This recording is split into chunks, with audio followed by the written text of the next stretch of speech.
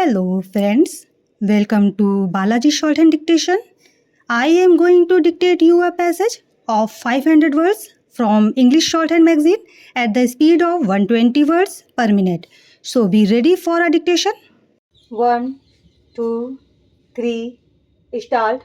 Learned Counsel for the Appellant has raised the plea of promissory estoppel before us and has contended that the government, having itself assured the appellant and his other colleagues that they would be promoted as lecturers, and having itself taken steps to prepare the seniority list of demonstrators working in various government medical colleges, was bound by its promise, and it therefore ought to have issued the necessary notification that the posts of lecturers in the Department of Pharmacy would be filled up to promotion of demonstrators.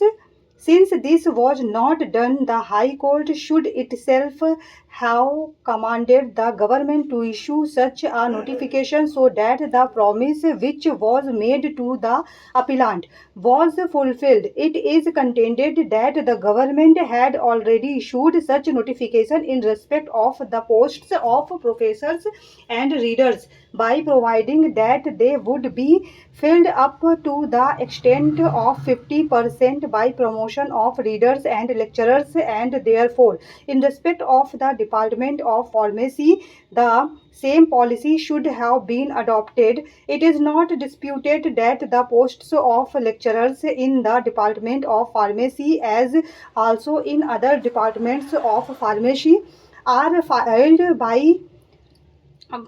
up by direct recruitment. It is also not disputed that so far as demonstrators are concerned, there are no rules, statutory or otherwise, which provide that they would be promoted to the posts of lecturers. The High Court has also considered this aspect of the matter and has recorded a finding that medical education in government medical colleges is a three-tier system consisting of the posts of professors, readers, and lecturers.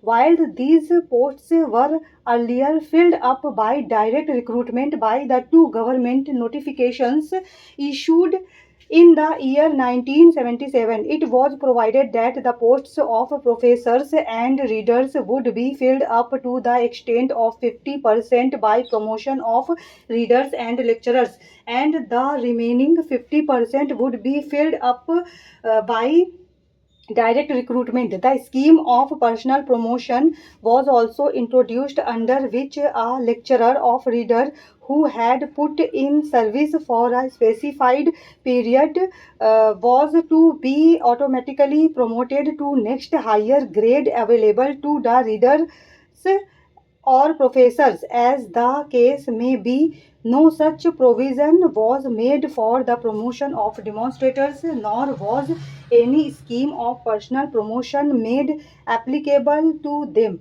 The High Court has also found it as a fact that the respondents or any of them had not given any assurance to the appellant or other demonstrators that they would be promoted to the posts of lecturers. In view of these findings, which are findings of fact, we need not enter into the factual dispute once again, assuming that any such assurance was given to the appellant either by the state government or by the direct, that the appellant or any of his colleagues would be promoted as lecturers. Let us examine whether the rule of promissory estoppel could be invoked in the particular circumstances of the case. Stop.